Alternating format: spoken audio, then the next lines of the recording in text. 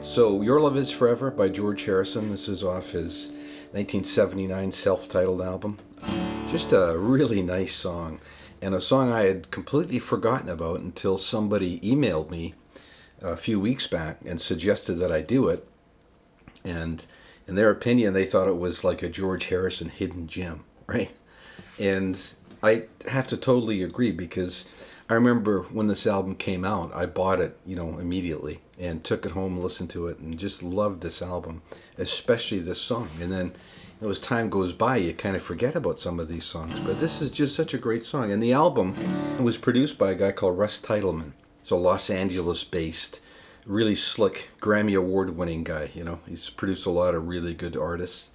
And there's a lot of good musicians on this album too, including Willie Weeks, who plays the bass. And he plays just such a great bass part on this song, right? And I'll highlight that one lick in there that he does that is just so awesome. Anyways, so let's get going on. I'll put the tuning down here, and it's going to start like this.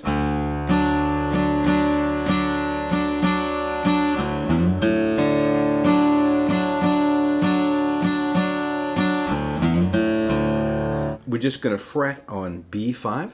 So we're getting the same note twice there, right? And we hit the low E string, and then we're going to go try and strum from the G string down. If you hit the D string, it won't matter, but with that rhythm, right? And then we do a fill. Super easy, right? Just sliding up to E4 from E2. Open A, open D.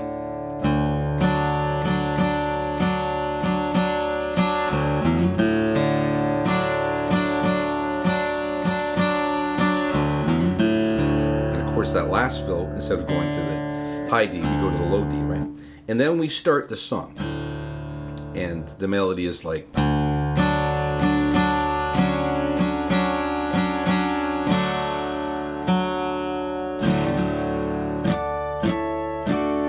okay, so we're just, we're on B5, go down a fret, then open, ending up on the open G string.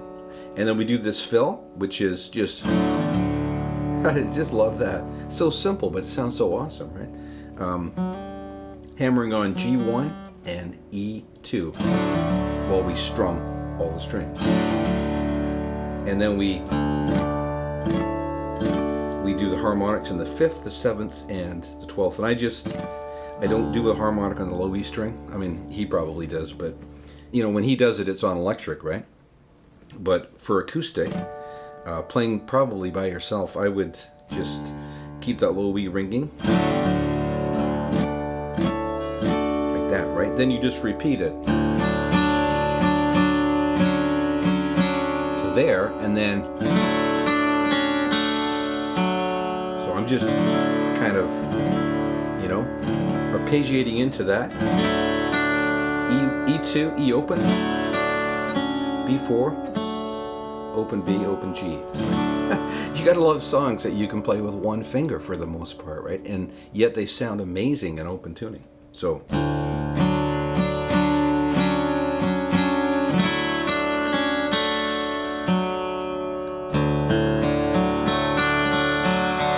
and then we do that arpeggio, right? And it's just,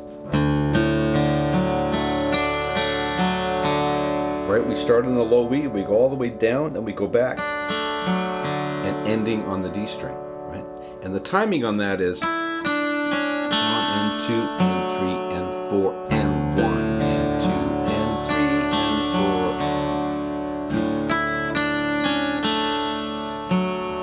and 2 and 1 and 2 and 3 and 4. Now we're gonna go to this chord, and that is A2, G1, and B2. And, a lot of guys, I think, want to go up there.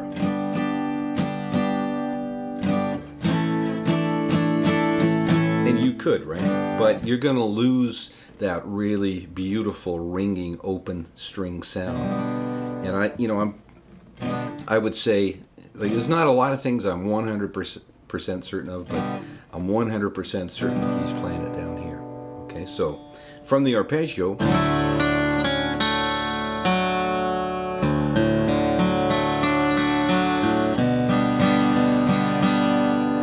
right? So it's, you hit that note on A2, and you kind of do that rhythm. So it's, I'm just playing from the G string over, and then we are going to go to this chord, which is just D2 and G3. The rest open, B and E string open. So.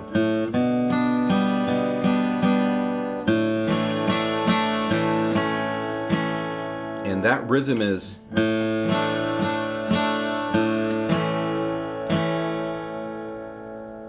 so together.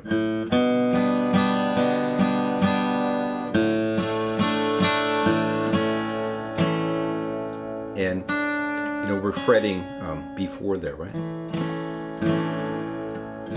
And you want to kind of mute out that high E string when you fretted B4. So from the arpeggio,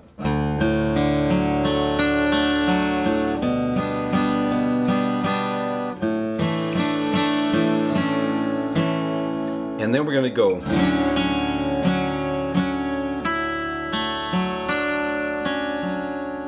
okay, so B4 and E2, open B, open G, right, then B4 again. Same arpeggio, just different notes fretted, right? And that last G note is really, really subtle. In fact, I think it's like there's multiple guitars on the track, right? And I think the main guitars are just holding there, but there's definitely one guitar that hits that open G. Right? Okay, now we're going to come up here. It's like a D shape with your third finger on the 9th fret. And we do that, right? So it's just, but letting them ring. Then we're going to go. So we're going to bar on the 7th and get G8. Right? So it's the open A string.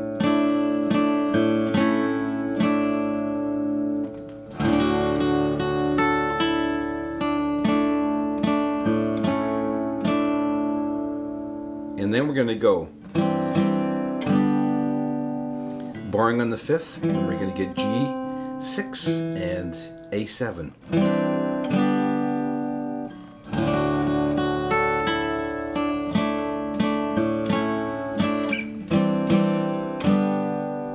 And then just the straight bar, right? Da, da, da. And then you kind of fill in by going, right, just bar 5, bar 7. And then you repeat the whole thing, okay? And that's the bulk of it. That's 99% of it. Now, after the second verse, he's gonna modulate that chorus, right? So he's gonna go.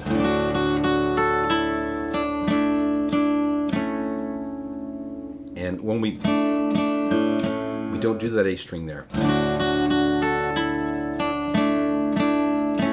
Now we're going to slide that whole thing up to the 10th fret, and we're going to go G11 and B12, and we're just going to hit the G and B string, right? And hitting like the B string like that, right? Same as that, just up here. And letting it ring, and then bringing that D string in. And then down here, and what I do is I hit that low E string first.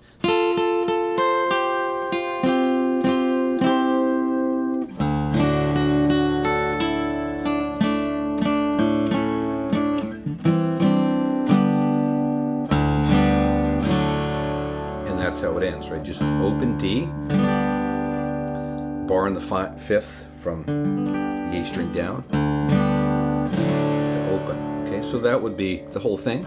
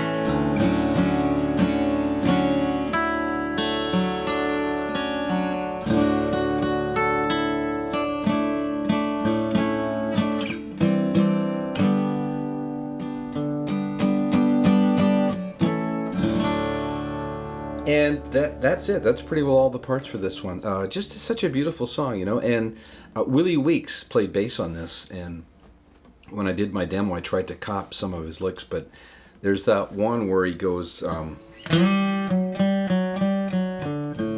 know, that part. That's just awesome. Just really kind of makes the song open up there, you know. Willie Weeks is a great bass player, a great musician who's played on a lot of people's records, you know, a lot of big name guys. Anyways, like I said, that's it for this one. I hope you enjoy it. There's nothing like open tunings, you know, just ringing and full and really sweet. Okay, hope you get something out of it. Hope you enjoy playing it, and we'll talk to you next time.